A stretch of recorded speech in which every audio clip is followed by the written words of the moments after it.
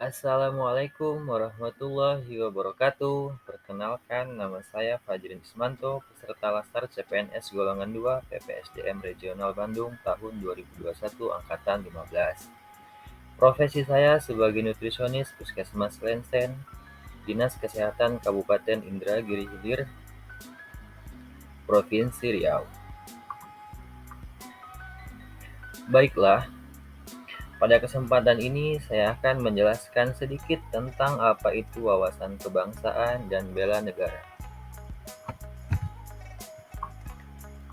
Nah, di sini saya telah membuat mind mapping atau konsep berpikir dari wawasan kebangsaan dan bela negara itu sendiri, agar lebih mudah sama-sama kita mengerti.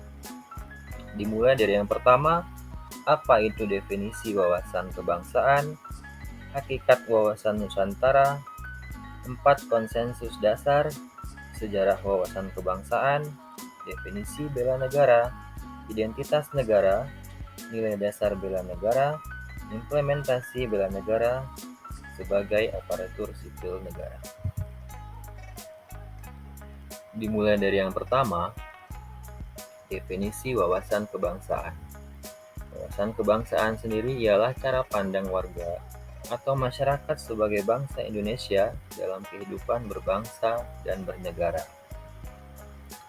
Maksudnya adalah bagaimana cara kita sebagai bangsa Indonesia memandang diri dan lingkungan kita dalam proses mencapai tujuan nasional, dengan tentunya berpedoman pada Pancasila dan Undang-Undang Dasar 1945.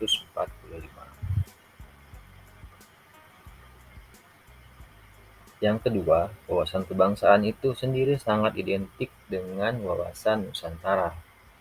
Hakikat wawasan Nusantara sendiri ialah setiap warga, masyarakat, dan aparatur negara harus berpikir, bersikap, dan bertindak secara utuh menyeluruh demi kepentingan bangsa dan negara Indonesia.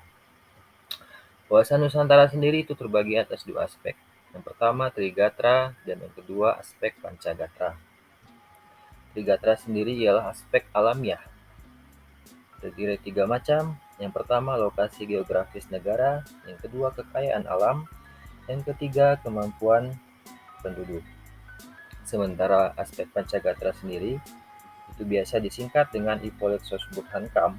Yang pertama itu ideologi, kedua politik, ketiga ekonomi, keempat sosial budaya, dan yang terakhir pertahanan keamanan. Selanjutnya ialah sejarah wawasan kebangsaan. Awal kelahiran wawasan kebangsaan ini sendiri bermula dari tekad bangsa Indonesia untuk membebaskan diri dari penjajahan, dari Portugis, dari Inggris, Belanda, dan yang terakhir itu Jepang. Ditandai dan diawali dengan adanya pergerakan Budi Utomo tanggal 20 Mei tahun 1908 yang menjadi tonggak awal sejarah perjuangan bangsa yang bersifat nasional.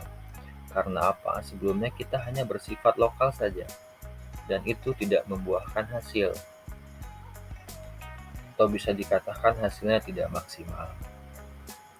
Yang kemudian Budi Utomo tadi mempelopori terjadinya dan disusul pula dengan lahirnya gerakan-gerakan kebangsaan di bidang politik lainnya. Ada juga di bidang ekonomi, pendidikan, pers, dan kewanitaan.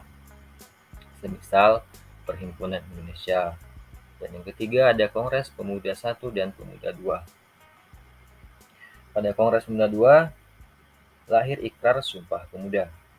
Selanjutnya ada BPUPKI, dan yang terakhir ada PPKI yang diketuai oleh Insinyur Soekarno.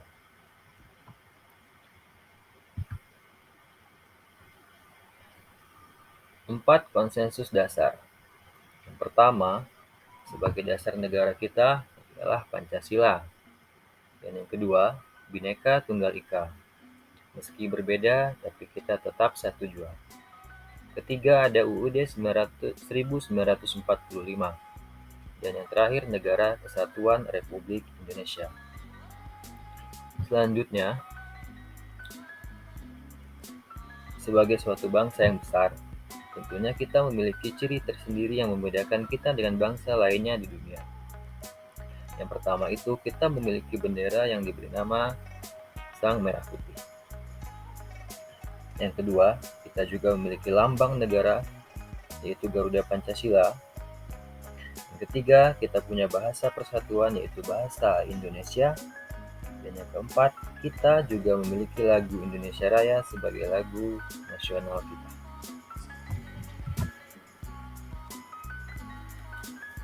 Definisi bela negara. Bela negara itu sendiri ialah tekad, sikap, perilaku, tindakan warga negara, baik perseorangan maupun kolektif atau bersama-sama, dalam menjaga kedaulatan negara yang dijiwai oleh cinta tanah air berdasarkan Pancasila dan Undang-Undang 1945.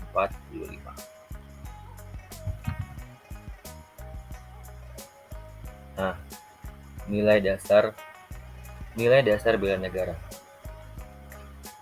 Yang pertama itu cinta tanah air, yang kedua sadar berbangsa dan bernegara, yang ketiga setia pada Pancasila, yang keempat rela berkorban, dan yang kelima kemampuan awal bela negara.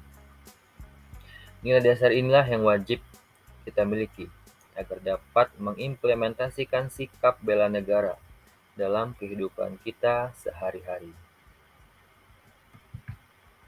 Dan yang terakhir,